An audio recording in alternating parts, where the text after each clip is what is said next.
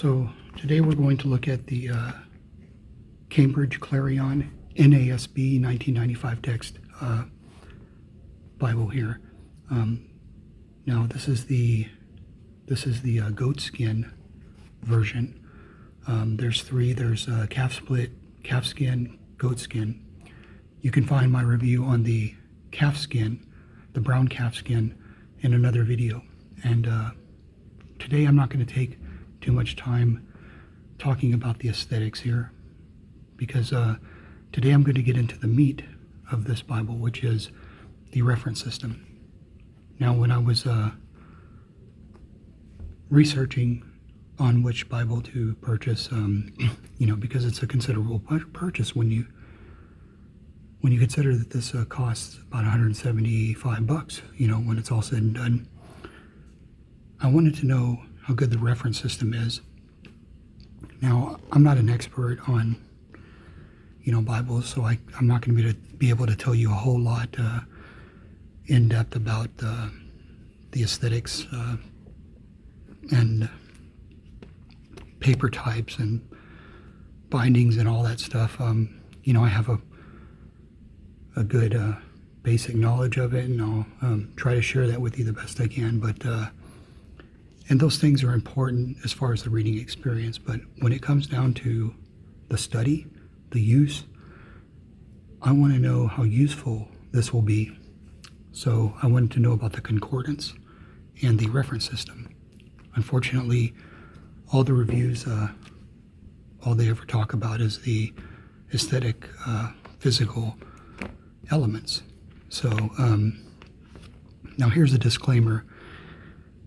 I don't know where these reference systems come from or who shares what reference system, or if there's a generalized reference system. But so that's what, where my question originally came from, was not knowing that. But, and I still don't know, and I'm not really that interested in researching all that. But apparently, Lockman's references are used in various NASB translations from different publishers, so I'm not really sure if this is also the reference system that Lockman uses. Nevertheless, when I was researching reviews of this Cambridge Clarion NASB, I couldn't find information in those reviews about the references and the concordance. So today I've got a little review sketched out for you here, and I'm going to take a random word from a verse that I had memorized long ago in Psalms, the word wither. Now, we'll start in the concordance here with the word wither.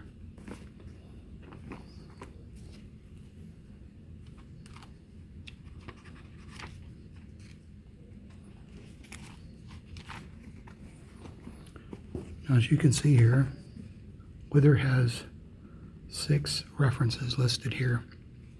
Now, what I've done is I've taken these references and written them down for you. These are all the references listed in the concordance. Now, if we start with one of the references, Psalm 37:2. Okay,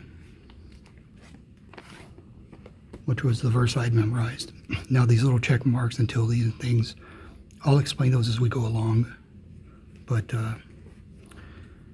they're there for a reason. Okay, so Psalm 37:2, it says, For they will wither quickly like the grass and fade like the green herb.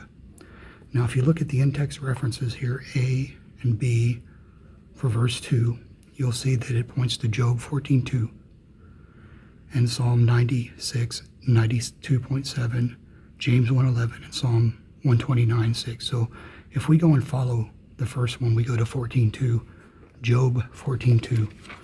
So let's go over to Job 14:2. Like a flower he comes forth and withers. So right there we have a direct reference to the word wither, and also in relation to a flower or a plant of some kind is the symbolism here. So whenever the symbolism in the word, I'll call it a direct reference for lack of a better terminology. But if we look at the in-text references for Job 14:2, it will point us to Psalm 95. So if you see right here, what I've done is I've chained the in-text references for you already. So we started at Psalm 37:2. We went to Job 14:2. Job 14:2 points to these references here. And as we look at 14:2, we'll just take a randomly one of these, Isaiah 46. All right, so apologize about that interruption. So we're looking at the chain references here, the chain of references. So we went from 37:2 to 14:2. Now Job 14:2, the second verse here in text points us to Isaiah 46. So if we go over to Isaiah 46,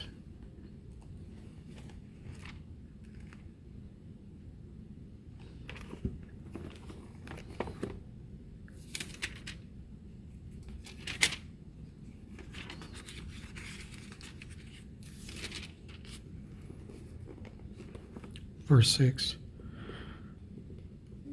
all flesh is grass, and its loveliness is like the flower of the field. The grass withers, the flower fades. So here we have another direct reference with the word wither, and in reference to some kind of plant.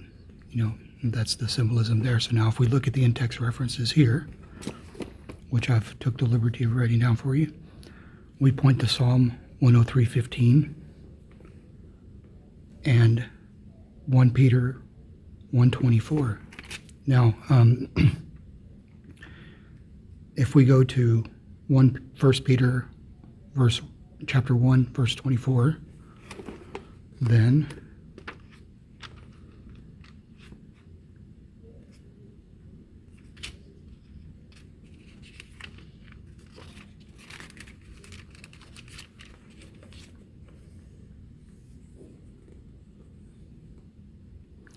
he's quoting here from the Old Testament. So all flesh is grass, all right? Now if we look in Peter, verse 24 here, this points us over to James 1:11 or 1:10. The actual reference is 1:11, as you'll see, but let's go over to James.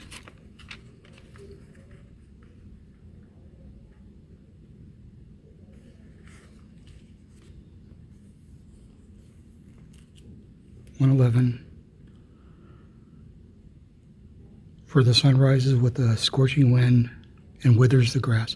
So here we have grass and flowers, the plant symbolism and the word wither. So this is where I have these check marks. Now, each of these check marks shows what I've described as a direct reference, which is the word wither itself, and all related to the symbolism of a plant withering, okay? Now, if we go back to the concordance here, you'll see that all these references here show this word wither, except for Mark 3:1, which I put a tilde, which is, proximate, for lack of a better symbol to use there.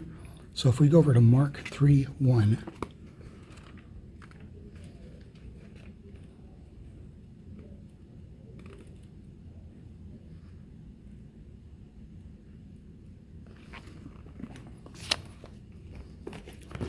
says here, and it talks about the man with the withered hand that Jesus had healed. And this is a reference to the word wither, but it's not the same symbolism as a plant. It's talking about a withered hand. So that's why I put this mark here. So you can see that the references here in the Clarion are very good, and they also chain from one verse to another in various books. So this Clarion as a study Bible, or as a as a study Bible, is very good. I mean, considering that you get, I think it's like 90,000 references or something, and that it's so compact, this is very useful. I mean, you can get really good understanding of the Bible verses through this reference system here. And that's something I really wanted to know about this when I was considering the purchase. Then I've got one other thing to show you as far as how the concordance works. Okay, now this is a verse that I'd memorized a long time ago. I used to be a real KJV guy, so the way I remember it is in KJV form, which is the heart is deceitful above all things and desperately wicked. Who can know it? Of course, that's KJV language. That's the way I remember it.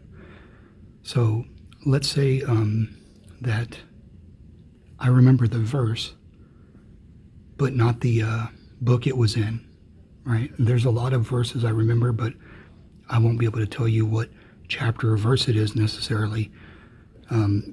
So if I ever wanted to, what was that verse I know? And I know the words of the verse, but I don't know what book I got it from.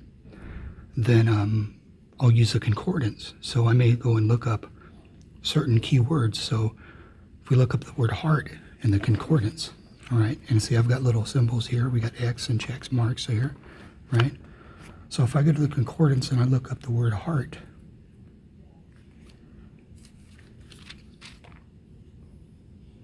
all right, there's no reference for Jeremiah under the word heart. So we have the word heart in the concordance, but we don't have a reference to this verse here. So I put an X there. So if I go to another keyword in this verse that I remember, which would be deceitful, if I look under deceitful,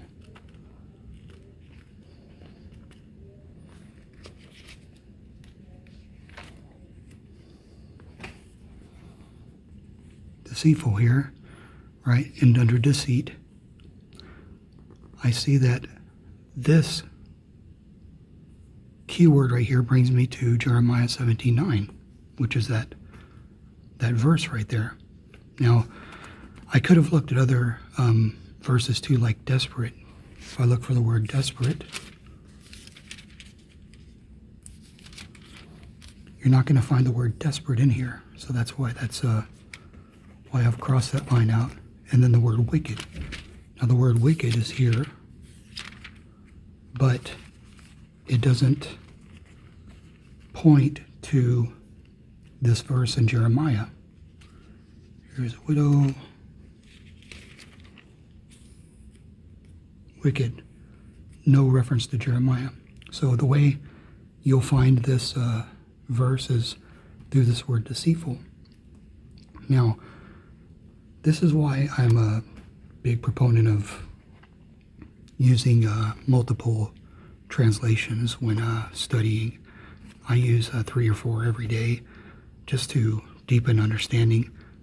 It's always the KJV, the NASB, and the Amplified.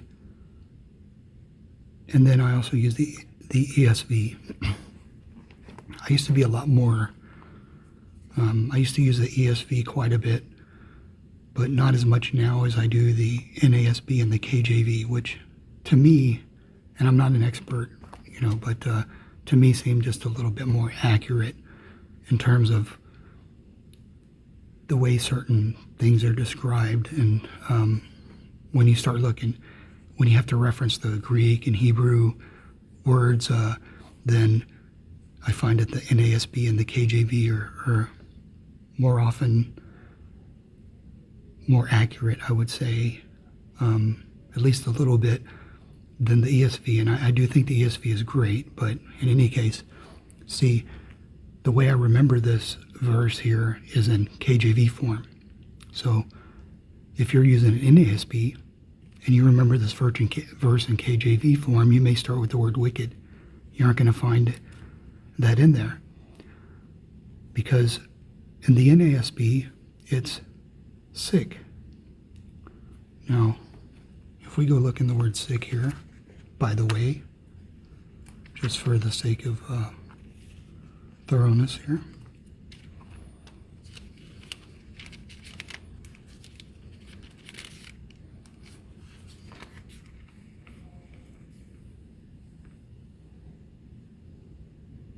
Sickness, no reference to Jeremiah. So if you have this memorized, if you have a verse memorized in a different translation like the NIV, but you're reading through the NASB, then you've got to have a good, that's why a good concordance is extremely useful in Bible study, because, you know, there are times that I've memorized verses in NIV, Amplified, ESV, KJV, NASB, and later on when I try to go back and look for them, I might not be able to find the particular reference I'm looking for because I'm using a different translation than what I originally memorized it in. So that's why having a good reference system and a good concordance is really important for Bible study. And as far as grading the reference system of the Clarion, I would say it's very good. I mean, for this Bible that's smaller than my hand here, very compact, easy to lightweight, everything. I mean, this is packed with good, useful references and concordance here.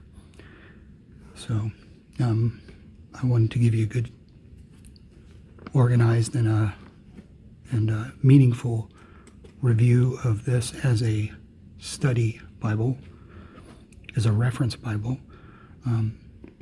so that way, you know, because you'll have plenty of information on the leather and the ribbons and all those things from other reviews. But if you want to know how useful this is actually going to be to you, taken on the road or to preach or whatever, that's where this will help you out. So thanks for watching. Hope you will click subscribe, give this video a like too. Help me grow this channel so I can continue to bring you more product reviews.